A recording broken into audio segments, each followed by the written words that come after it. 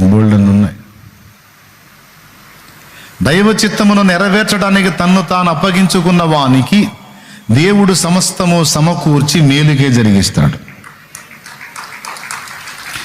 ఏదన్నా జరగని, దైవ చిత్తమే నాలో జరగాలనే హృదయవాంఛ నీలో ఉంటే నీకు మైనస్లుగా ఉన్నవి కూడా ప్లస్లు అయిపోతాయి. అదంతే.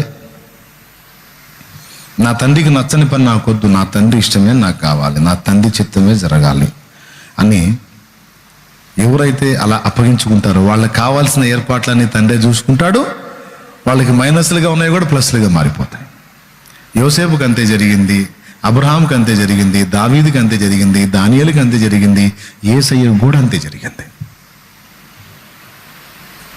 అన్ని యేసయ్యకు ఎదురైన పరిస్థితులన్నీ సమకూడి ఆయన మహిమకు, ఆయన పిల్లల రక్షణకు,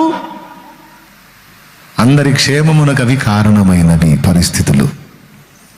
అందుకే దేవుని ప్రేమించి ఆయన సంకల్పం చొప్పున, ఆయన చిత్తం చొప్పున బ్రతకను ఉద్దేశించే వారికి మేలు కలుగుటకే సమస్తము సమకూడి జరుగును.